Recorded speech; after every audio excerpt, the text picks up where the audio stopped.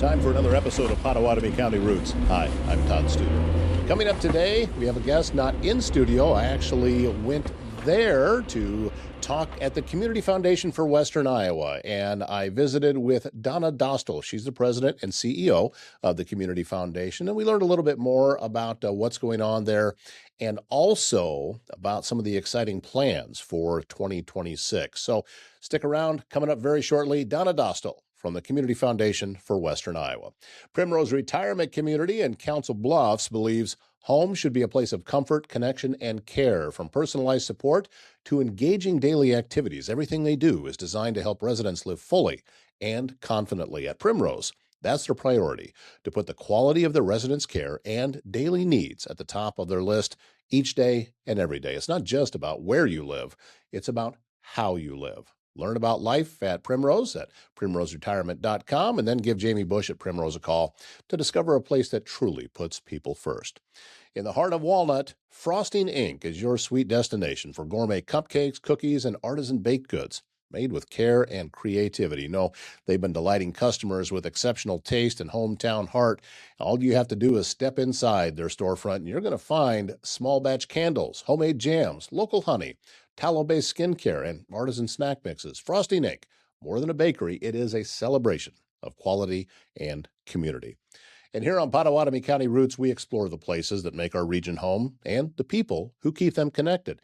That is why we are proud to feature Marnie Elkhorn Communications, your local communications provider, serving Marnie, Elkhorn, Walnut, Avoca, and other southwest Iowa towns with high-speed fiber internet, reliable phone service, and TV options built for rural living. With real local support and unlimited data plans, you get speeds up to 1 gig to work, stream, and stay in touch with family and neighbors.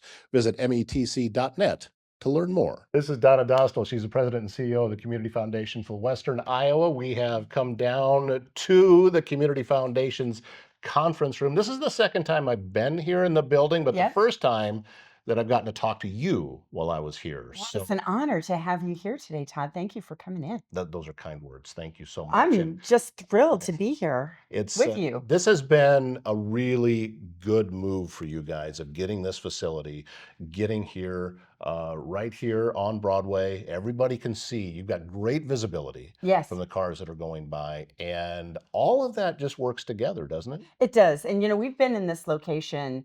The Community Foundation was started in 2008. I think that we were in somebody's closet before, while that was first starting. But we've been at this location, I think, since about 2010. And when I came at 2018, that was the 10th anniversary of the Community Foundation. And we started to quickly grow our staff. And there was really only 3 permanent spots that if anybody ever came into the Community Foundation back then and you remember, well, this used to be the Alibi Lounge for one thing. It used to be a bar. Yeah, it used to be a bar. And so if you would come into the Community Foundation back in 2018, you come in, there'd be like a big, like a reception desk, and that's where Kelly Dix sat. Yeah. Our VP of Operations, not really appropriate for a VP of Operations, but she's very welcoming face and stuff. But the more we grew, when we brought on Rachel Moorhead and Kathy Wright, our finance manager, and then just continue to grow our staff, we knew that we were growing too big to accommodate, to be accommodated by that space. Right. And so we had a green space that was adjacent to the building. And that's when we decided to add on. So we added on, the construction for this addition was done in 2021.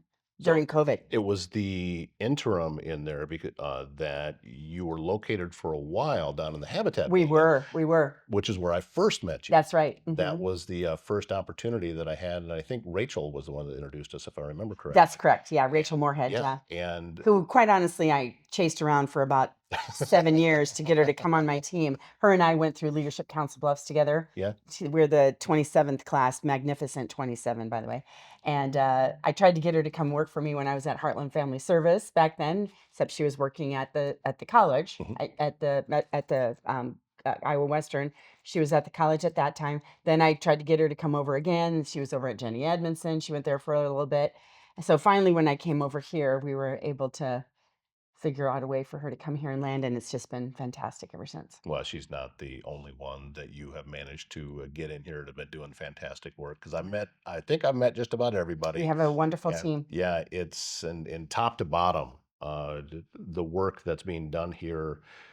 You can tell that people actually care. I mean, there's if it's fake, if it's just being done for uh, just so people can see what you're doing, but there's no real heart behind it, you can feel that, and that's not what you feel when you walk into this building. Well, thank you, Todd. And, I think that our strategic objectives at the Community Foundation is really, as long as we're living those every day, that, and we can sit down at our desks and we can leave at the end of the day and say, did we do things today that created a foundation for philanthropy in our region?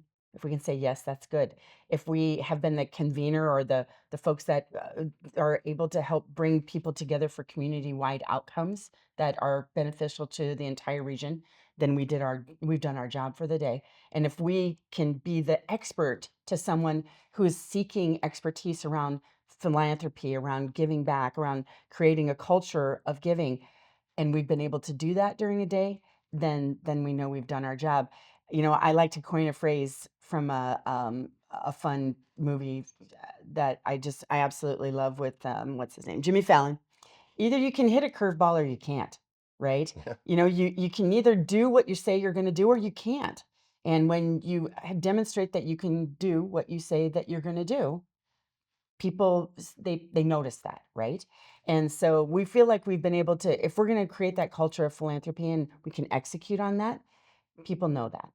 I also think that along those same lines, if you own that, it shouldn't feel like this is a drudgery or this is a hard duty. This should be a honor and a privilege to be Right. able to do this If kind you of love work. what you do, you Yeah. don't work a day.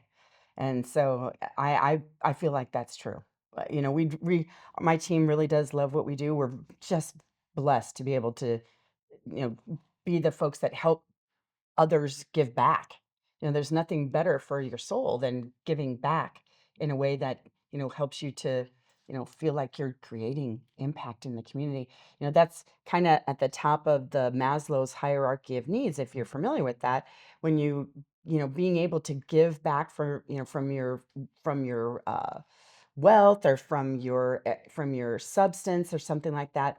It's after people feel like they have everything they need from a food perspective. They feel like they're fulfilled in their lives when they start to give back. It really does, kind of elevate the I'd say probably the depth of humanity that we have in our community. So when folks feel like they can give back, we know that we're doing good things in our community. Folks are feeling fulfilled. Something that I talk with a lot of folks that are sitting across from me or next to me when we're doing an interview is I don't know what's going to happen in this interview. We didn't prepare here. No, we didn't. We did not have I a just brought my pink yeah, cup. we did not have a pre-interview session to say, okay, well, how's this going to be structured or what's going to happen here? Because I for didn't know we were me, gonna have a camera. no, No. no, for me, it's more, I consider myself to be just a naturally curious person. So let's find out. Let's just have a conversation and learn. And I think that that's why these things come across as well as they do. And I wanted to ask you about an image that I have of the Community Foundation for Western Iowa. And you tell me if I'm right or I'm wrong.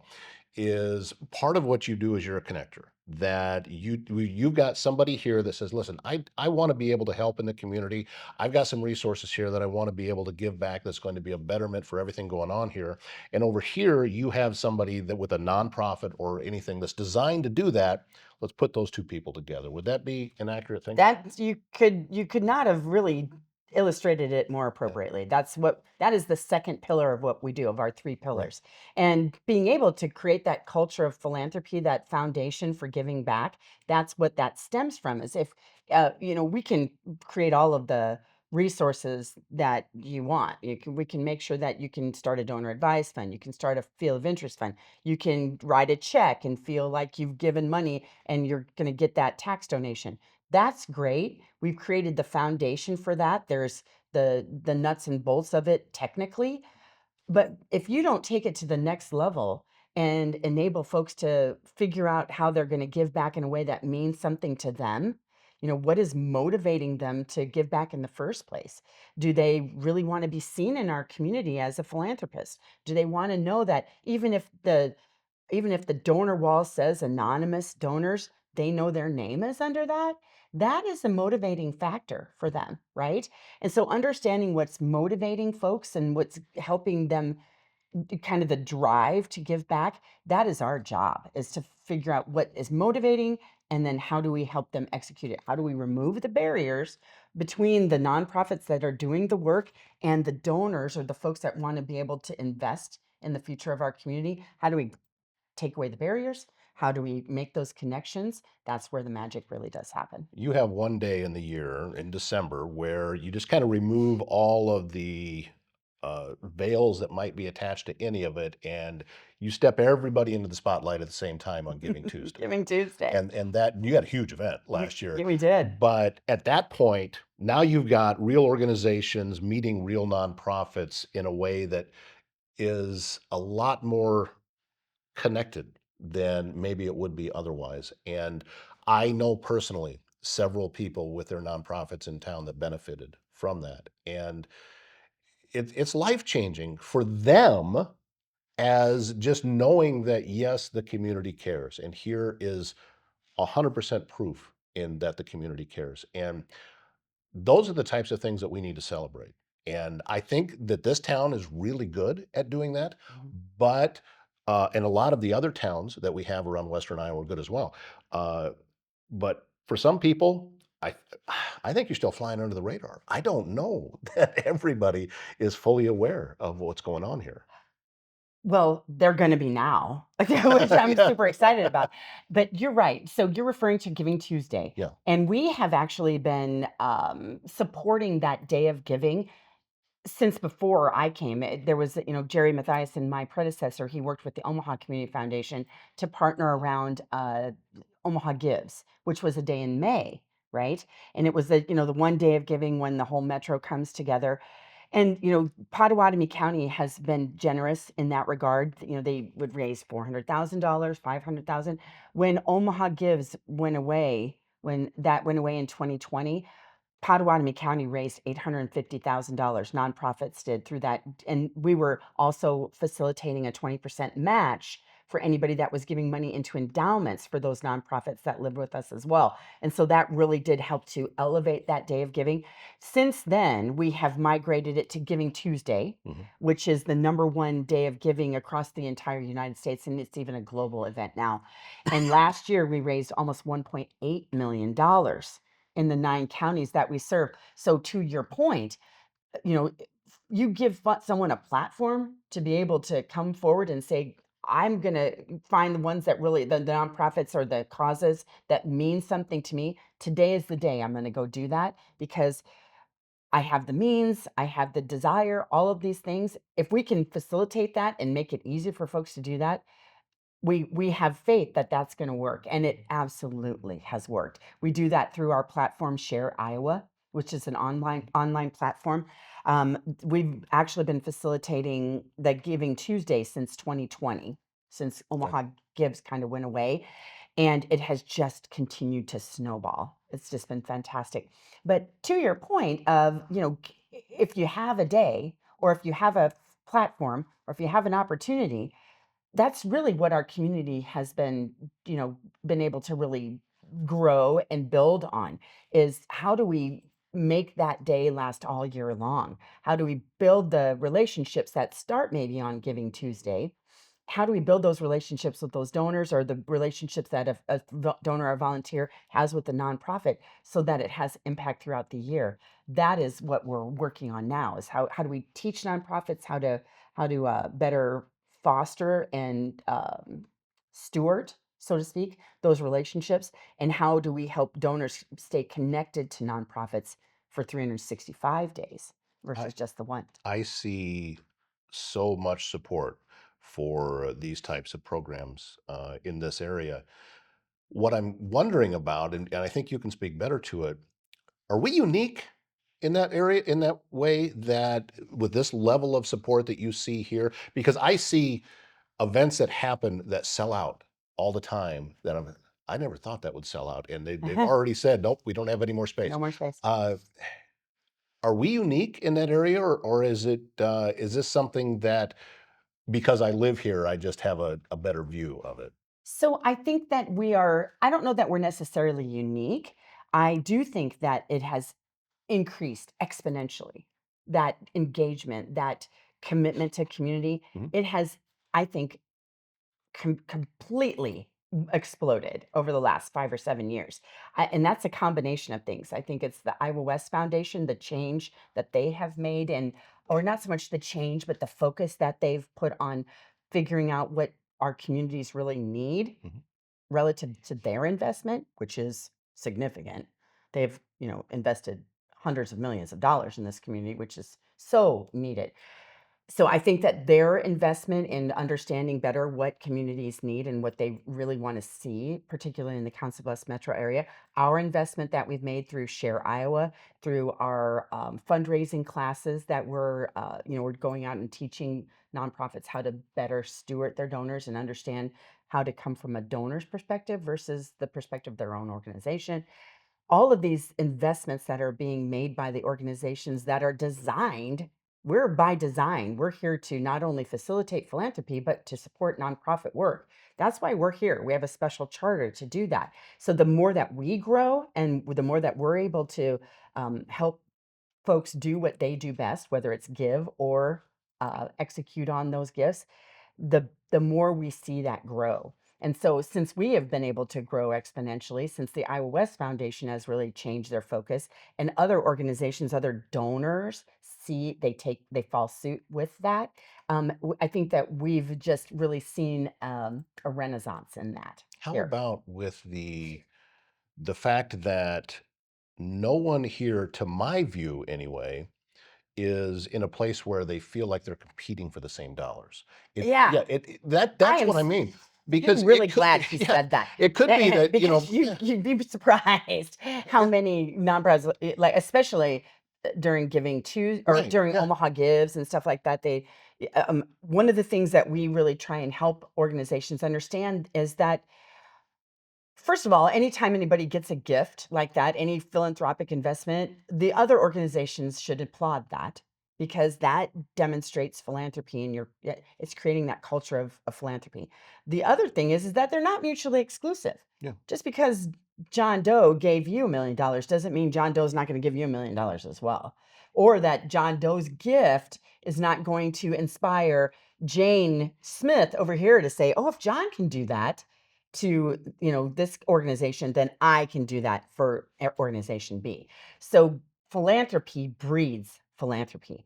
And so when you say they're not mutually exclusive, or they're like there's not a place, Mhm. there's not this competition, that's because I think organizations realize that competition is not necessary for those dollars. That philanthropy is driven by the donor, not necessarily by the organization. Well, that's also about the leadership of the organizations Uh-huh. because if that is an understanding from whether it's you sitting here in this position or Brenda over at the Iowa West Foundation Right. or you know you, Tara doing what she's doing with the Jenny Edmonds at Front Gemini, Desk. There yeah, we go. doing good Uh, things. yeah, but and these are some of the bigger ones that get a lot of spotlights put on them, but there's so many smaller ones around the community as well that that leadership is what creates that atmosphere. Yes. Yes. Coming from a place of abundance versus scarcity is really important in the nonprofit sector. And I know that it can be difficult, Mhm. especially when you feel like you're living in a place of scarcity and as an organization that you feel like you're struggling to be able to make, payroll or whatever that is. Understanding that maybe a change of philosophy can help to alleviate some of that, that there are resources available in our community that can help you navigate very difficult situations as a nonprofit. Um, and realizing that when you kind of maybe take yourself out of the equation and realize, and so many nonprofit leaders, they certainly do come from a genuine place of care and concern. I would say all of the ones that I know do. but understanding that it's kind of a delicate balance of what is it that we need to better communicate with our supporters, with our with the folks that are philanthropic in our community about what they see versus what we do can really change the dynamic of how a nonprofit engages with the supportive community, with the philanthropic community. And it really is a change in philosophy when you kind of take yourself out of that first paragraph and you turn it around and think about what is it that the donor really wants to have an effect on? How do I figure out what that is? Why are they coming to the table in the first place? What in their life is motivating them to be philanthropic in the first place? That really does help a nonprofit change the way that they think about the story that they're portraying back in the community. And the community, and also plural communities, That's because it's correct. not just, your office is in Council Bluffs, but you serve such a wide area, and there's really been a focus, seems to be an increased focus recently on growing smaller communities and making sure that either become more vibrant or stay vibrant. That's And, right. and I think in Southwest Iowa, I think we've done a pretty good job of that, but also it's important that it's because it's fluid, because as a population ages, now you need to have younger people coming in, and those people need to have a reason to be there. That's exactly Yeah. right. Yeah. And they need to feel like they are connected to their community. And this kind of stems from research that we've been exposed to from Dr. Ben Winchester at University of Minnesota through the Iowa Council of Foundations. He's been doing a longitudinal study for over 10 years about why people A, move to our rural communities, and B, why they stay. Okay. And so he has found is that the reason that they move is because there are lots of different intrinsic things that come with living in a rural community or living in, a place that's not intensely urban. It's not 500,000 people, 200,000, even 100,000 people. That smaller community does it fosters neighborhood. It makes, there's safety, things that, that are intrinsic to living in a smaller community that folks really, really enjoy and love. The other piece is that he has found the reason that they're so engaged and are investing in those rural communities is because somebody asked them to be. Somebody either invited them back, or once they found that rural community, and or maybe they were moving back into a rural community that they grew up in, there was an engaged population already that existed there, and that maybe that core group came to them and said, what is it that you'd like to be involved in? How would you like to see your community grow? And so those folks that are asked in a way that makes a difference in their own personal motivation, they're the ones that are staying and investing their time. And so we're taking that kind of mentality that we've learned through the Iowa Council of Foundations and through Ben Winchester over the last 10 years or 9 years to help communities grow through engagement. How do we help folks that have not been able or have not been asked to raise their hand and lend their expertise in a way that they felt like that their contribution is needed or is valued? And so that's one of the things that we're really investing a lot of time and energy. And your question about, or your point about it seems like we're looking much more towards the rural communities. It is true. And we actually had an original charter for Pottawattamie County. That was where we started our work by the original investment from the Iowa West Foundation back in 2008 and our individual donors back then, is focus on Pottawattamie County, but also put a special focus on rural Pottawattamie County because there just was a need. There's a need there for that investment.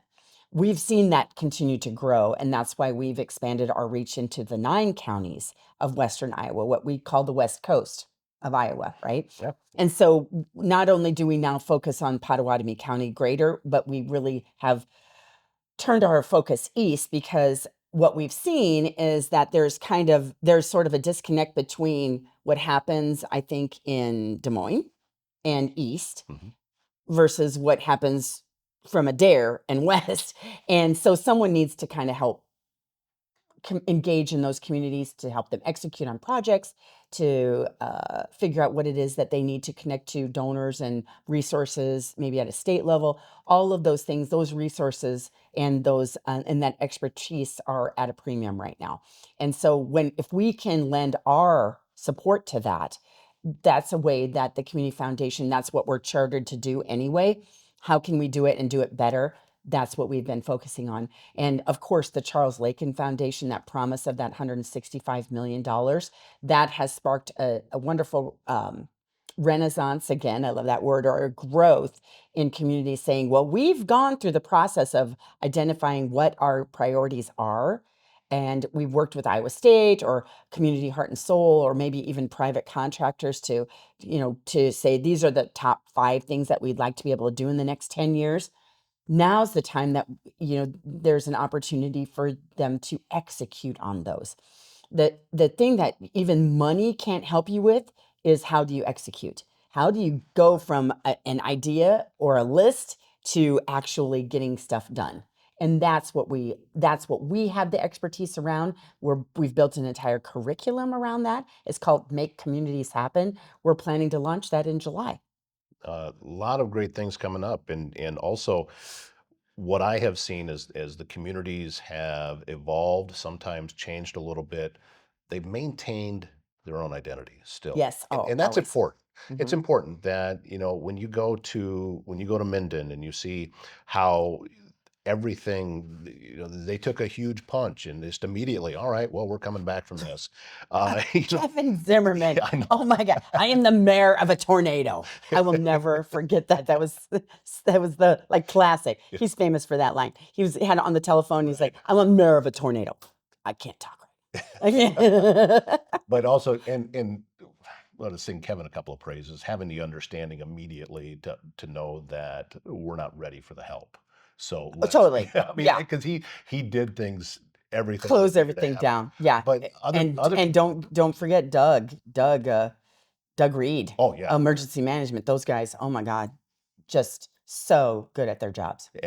but other communities that we have their own identity, and it's important that they maintain those. Right. While at the same time, as we talked before, there's a fluidity Hmm. with these communities, because it has to be, people are going to be moving out, other people need to be coming in. We need to grow and need to get more services there. So the less they have to leave their town, and this is something that Kevin talked about, This is- having the services and different things there in Minden makes it a more robust community.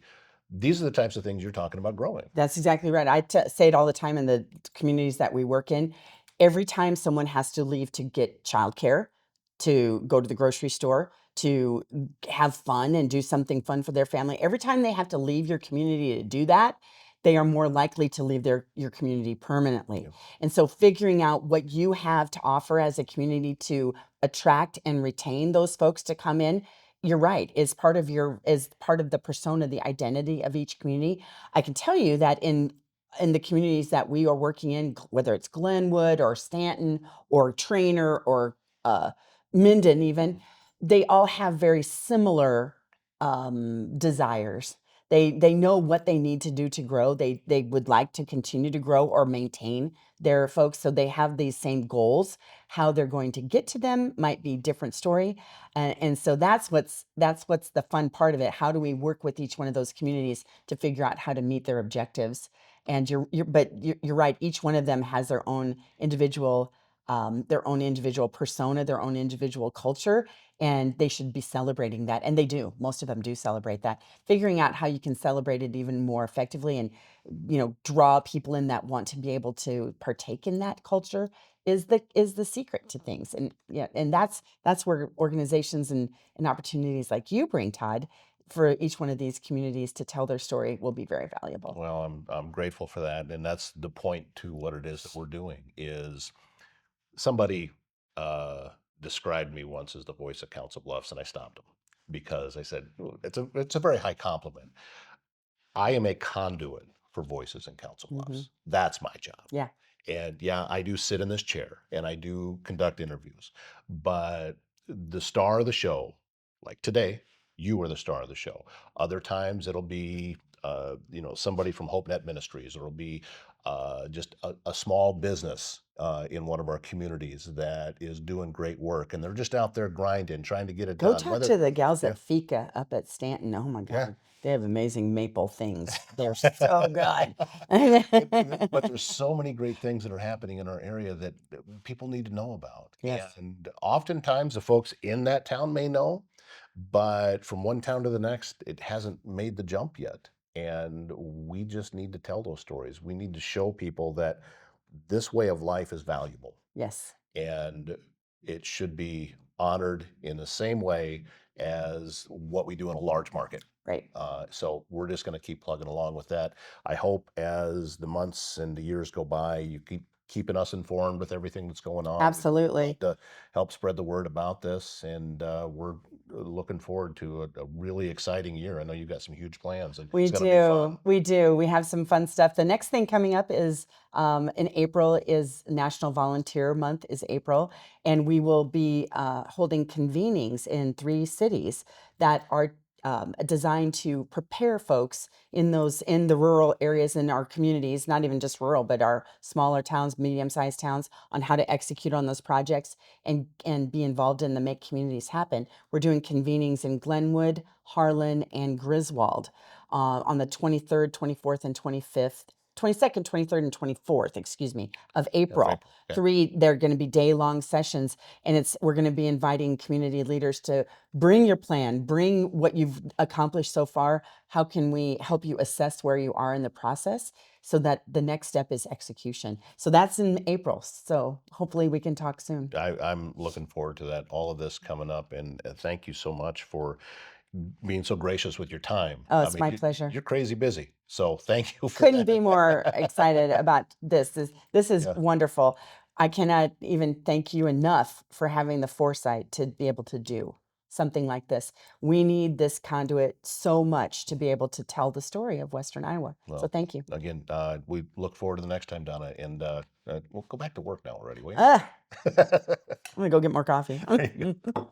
Finding the right care for a loved one can sometimes feel overwhelming, and Assisted Living Locators is here to help. Jean Bunker brings more than 30 years of experience serving families and has personally navigated the challenges of elder care. She understands the questions, the emotions, and the weight of these decisions. Jean becomes your advocate, guiding you through options with clarity, compassion, and personal support every step of the way.